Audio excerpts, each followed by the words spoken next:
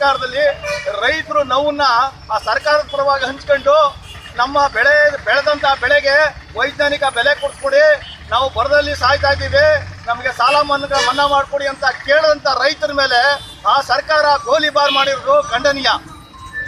ಅನ್ನದಾತನ ಮೇಲೆ ಇವರು ಸಾಲ ಮನ್ನಾ ಮಾಡಿಕೊಡಿ ಅಂತ ಕೇಳಿದಂಥದ್ದು ಪೊಲೀಸರು ದೌರ್ಜನ್ಯ ಅಂತ ನಾನು ಹೇಳಬಲ್ಲೆ. ಅಂಥವ್ರನ್ನ ತಕ್ಷಣದಿಂದಲೇ ಆ ಪೊಲೀಸ್ನವರ ವಜಾ ಮಾಡಬೇಕು, ಸರ್ಕಾರ ಕೂಡ ವಜಾ ಆಗಬೇಕು. ಇದಕ್ಕೆ ಮಧ್ಯಪ್ರವೇಶಿಸಿ ರಾಷ್ಟ್ರಪತಿ ಆದಂಥವರು ಸರ್ಕಾರವನ್ನ ವಜಾ ಮಾಡಬೇಕು ಅಂತೇಳಿ ನಾವು ಮನವಿ ಕೊಡ್ತಾ ಇದ್ದೀವಿ ಸರ್. ರಾಜ್ಯ ರೈತ ಸಂಘಕ್ಕೆ, ಕರ್ನಾಟಕ ರಾಜ್ಯ ರೈತ ಸಂಘಕ್ಕೆ, ಮಧ್ಯಪ್ರದೇಶದ ರೈತರಿಗೆ, ಮಧ್ಯಪ್ರದೇಶದ ರೈತರಿಗೆ ಏನೇ ಬರಲಿ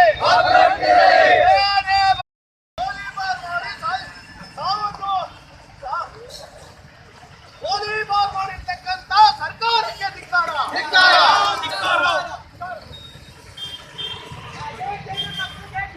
ಕಡೆ ಕಾಣುತ್ತಿರುವ ಮಧ್ಯ ಸರ್ಕಾರಕ್ಕೆ ಧಿಕ್ಕಾರ.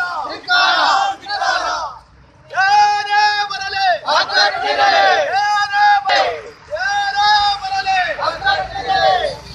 ಮಧ್ಯಪ್ರದೇಶದಲ್ಲಿ ನ್ಯಾಯ ಕೇಳಿದ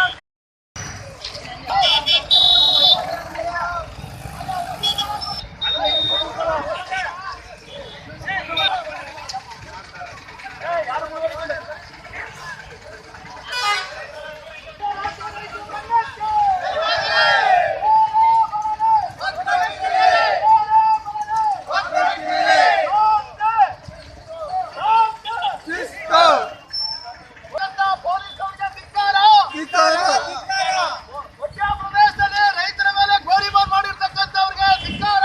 ಜಿಲ್ಲಾ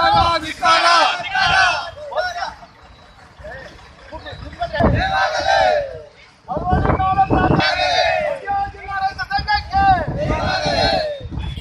ಯಾರೇ ಬರಲಿ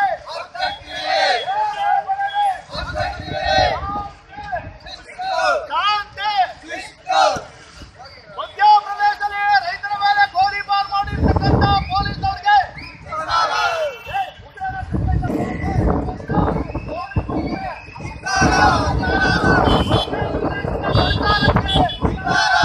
ಮಧ್ಯಪ್ರದೇಶದ ಸರ್ಕಾರಕ್ಕೆ, ಮಧ್ಯಪ್ರದೇಶದಲ್ಲಿ ರೈತರ ಮೇಲೆ ಗೋಲಿಬಾರ್ ಮಾಡಿರ್ತಕ್ಕಂಥ ಸರ್ಕಾರಕ್ಕೆ ಧಿಕ್ಕಾರ.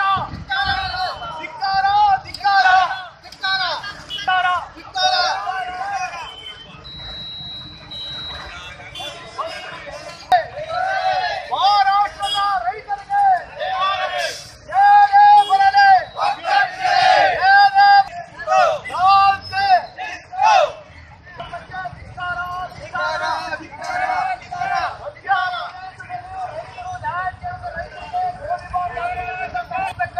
ದೌರ್ಜನ್ಯದಿಂದ ಏಟು ಹೊಡೆದಿರ್ತಕ್ಕಂಥಕ್ಕೆ ಧಿಕ್ಕಾರ.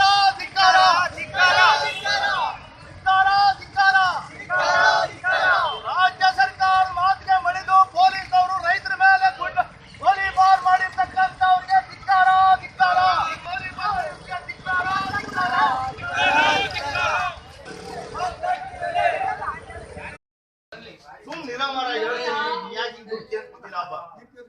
ಕರ್ನಾಟಕ ರಾಜ್ಯ ರೈತ ಸಂಘಕ್ಕೆ, ಮಂಡ್ಯ ಜಿಲ್ಲಾ ರೈತ ಸಂಘಕ್ಕೆ, ಮಳವಳ್ಳಿ ತಾಲೂಕು ರೈತ ಸಂಘಕ್ಕೆ ಹೊಡೆದಿದೆ ಅಂತ ಕೇಳದಂತ ರೈತರಿಗೆ ಗೋಲಿಬಾರ್ ಮಾಡಿ 6 ಜನರನ್ನ ಮೃತಪಟ್ಟಿದ್ದಾರೆ. ಅದ್ರ ಜೊತೆಗೆ ಆ ದೌರ್ಜನ್ಯ ಕೂಡ ಪೊಲೀಸ್ನವರಿಂದ ದೌರ್ಜನ್ಯ ಮಾಡಿಸಿ ಅವರಿಗೆ ಬಲವಾದ ಏಟ್ಗಳನ್ನ ಹೊಡೆದು ಅವ್ರನ್ನ ಹಾಸ್ಪಿಟಲ್ ಸೇರುವಂತ ಸ್ಥಿತಿಗೆ ತಂದಿರ್ತಕ್ಕಂಥ ಸರ್ಕಾರಕ್ಕೆ ಧಿಕ್ಕಾರ.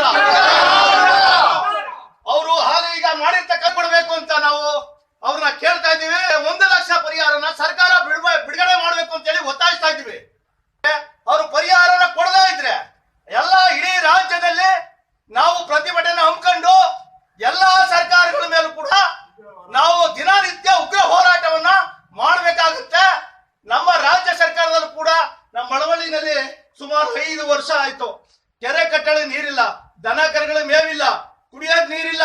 ಇಂಥ ಪರಿಸ್ಥಿತಿ ಆದ್ರೂ ಕೂಡ ಇದನ್ನ ಕೇಳುವಂತ ಯಾರು MLA ಆಗಲಿ, MP ಆಗಲಿ, ಮುಖ್ಯಮಂತ್ರಿ ಆಗಲಿ ಯಾರು ಇಲ್ಲ. ಅದ್ರ ಜೊತೆಗೆ ಕೇಂದ್ರ ಸರ್ಕಾರದ ಮೇಲೆ ರಾಜ್ಯ ಸರ್ಕಾರ ಹೇಳುದು, ರಾಜ್ಯ ಸರ್ಕಾರದ ಮೇಲೆ ಕೇಂದ್ರ ಸರ್ಕಾರ ಹೇಳ್ತಕ್ಕಂಥದ್ದು ಸಾಲ ಮನ್ನಾ ಮಾಡುವ ವಿಚಾರದಲ್ಲಿ